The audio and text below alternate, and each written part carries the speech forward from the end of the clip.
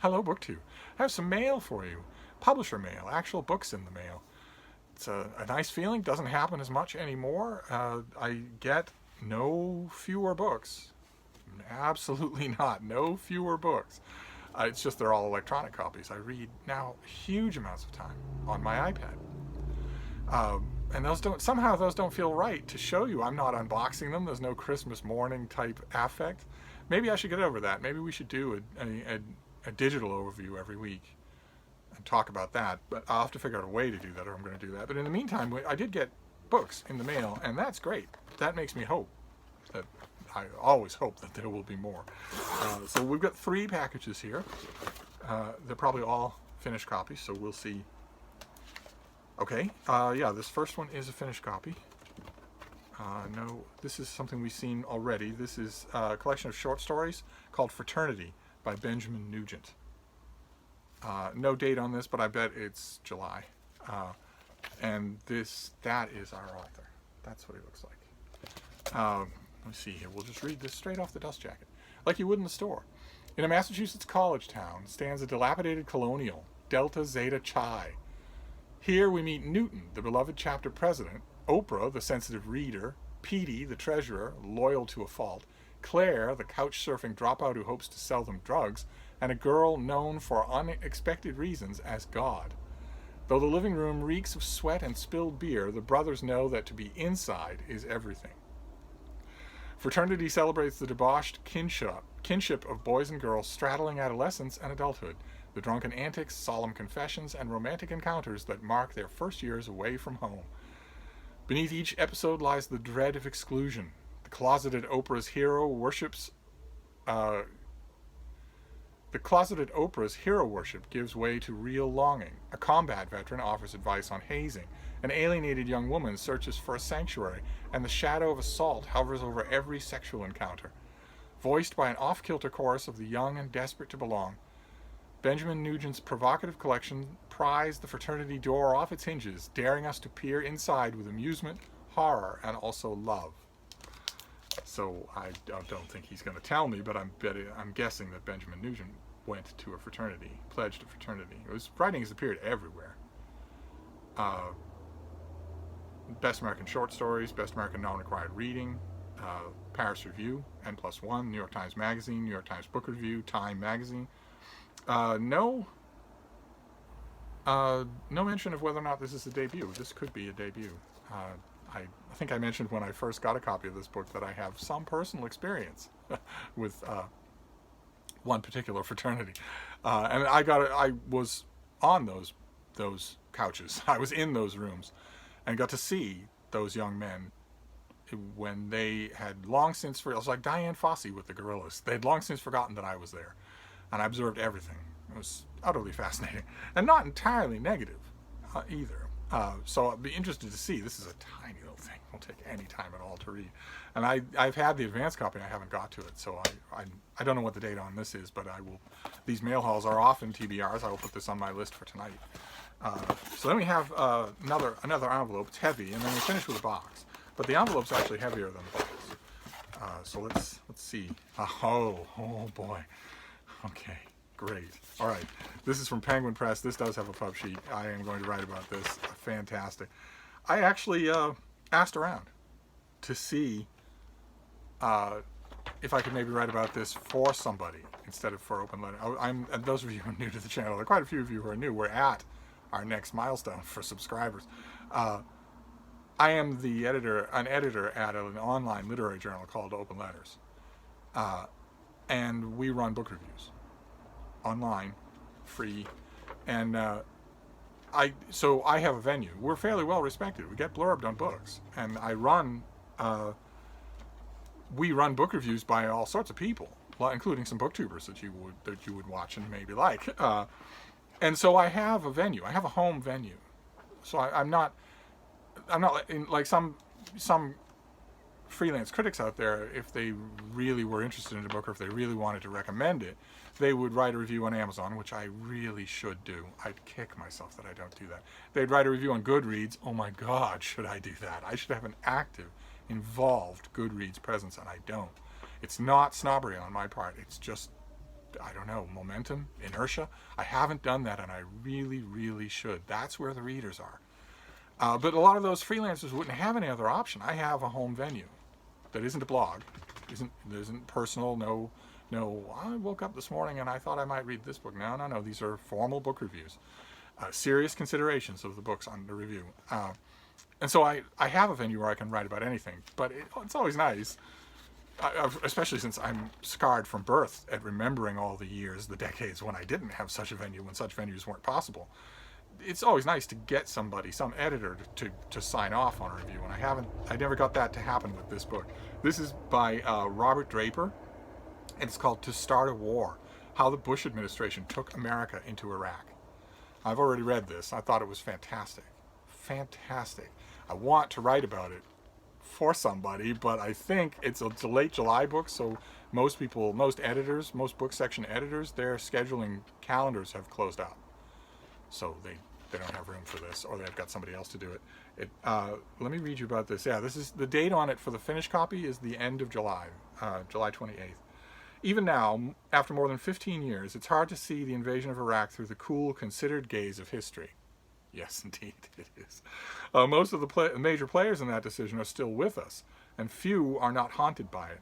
The parallels to this current moment are stunning. Expert intelligence and facts were ignored in favor of a false narrative, and a combination of fear, paranoia, and craven groupthink compromised policy with catastrophic results. New York Times contributor and dead certain author Robert Draper talked to most of the key witnesses involved to revisit their roles, among them Powell,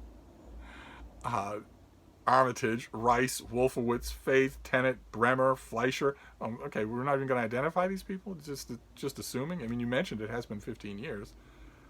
Colin Powell, most people will know, maybe Condoleezza Rice, but most people aren't going to know those other names. He interviewed dozens who worked in the Department of State, Defense, and National Security Council and the intelligence community, as well as reporters who fumbled or challenged the story at the time. Notice something missing from that list. Powell, Armitage, Rice, Wolfowitz, Faith, Tenet, Bremer, Fleischer, Department of Defense, Department of State, Security Council, but no George W. Bush and no Dick Cheney. Let's see here. This is not the recent history most Americans think they know. This is a psychologically complex and page-turning account. It includes a set of obsessed actors who gamed the process relentlessly, as well as a group of patriotic men and women who, in the wake of the nightmare of 9/11, pursued that most elusive of dreams, finding peace through war. It's going to be a delight to reread this thing. I'm very glad to have a finished copy. I know that's anachronistic of me, because, it's all e-copies now. Everything's e-copies now. But it's still very nice to have a finished copy. And I will write about it. I don't think I'm going to be able to convince anybody to let me write about this. Yeah, I think I'm just going to have to do this on Open Letters. Nothing wrong with that. Open Letters gets more than its share of cover blurbs on paperbacks, so it's not like I'm howling into the wind, but we shall see. I have a couple more places I want to ask. But then we have the final thing here, and this is a box, and the bean is at the ready. She's at the ready to destroy us. Yes? Are you going to be able to get that over to your... She has to drag things over too. She has a cat bed out in the other room, and she has a pile of blankets in this room. She won't destroy something in situ. She needs to bring it to her little stronghold and destroy it there. Oh, great. Oh, fantastic. All right, I'll be writing about this as well. Oh, gross. Invoice. This comes out real soon, or is maybe out already. And I've already done a chunk of reading in again, the e-copy. This is by Moritz Vollmer. I believe is this a translation? Yes, translated by Jeremy Noakes and Leslie Sharp. And it is Culture in the Third Reich. Look at that cover. Boy, oh boy. Just look at that. You complain about covers all the time, but not when a modicum of creativity is employed. But let me see here. The author is an associate professor of modern history at the University of Amsterdam. And this book, let's see here. Dream and reality did indeed intermingle in the culture of the Third Reich. Racialist fantasies and spectacular propaganda set pieces contributing to this atmosphere alongside more benign cultural offerings such as performances of classical music and popular film comedies. A cultural palette that catered to the tastes of the majority helped encourage acceptance of the regime. The Nazi Reich was therefore eager to associate itself with comfortable middle-brow conventionality, while at the same time exploiting the latest trends that modern mass culture had to offer. It was precisely because the culture of the Nazi period accommodated such a range of different needs and aspirations that it was so successful in legitimizing war, imperial domination, and destruction. The author turns the spotlight on this fundamental aspect of the Third Reich's successful cultural appeal in this groundbreaking new study, investigating what culture meant for people in the years between 1933 and 1945. For convinced National Socialism at one end of the spectrum, via the legions of apparently unpolitical right through to the anti-fascist activists, Jews, and other victims of the regime. Relating the everyday experiences of people living under Nazism, he's able to give us a privileged insight into the question of why so many Germans enthusiastically embraced the regime and identified so closely with it. And that's going to be fascinating to me. I've dipped in a bit. I will put this on the list for tonight, because I went into this objecting to that basic premise. I've read a lot on World War II, a lot on the Third Reich, and one of the things that sticks out over and over again when I read other people's accounts is how moderately or even unsuccessful the Nazis were at infiltrating popular culture. That didn't largely work. There were exceptions, but that they were largely ham-handed and poor at infiltrating popular culture. And that if you want to ask the question of why so many Germans so enthusiastically embraced their ideology, you have to look elsewhere. And I don't know, this author, I really like the parts I read, so I will be bearing down on this tonight. He may convince me. He may change my mind. So there you go. Not a bad mail haul. 3 finished copies. So we have To Start a War by Robert Draper, about the invasion of Iraq not that long ago. We're missing Christopher Hitchens, but we have all the other main players.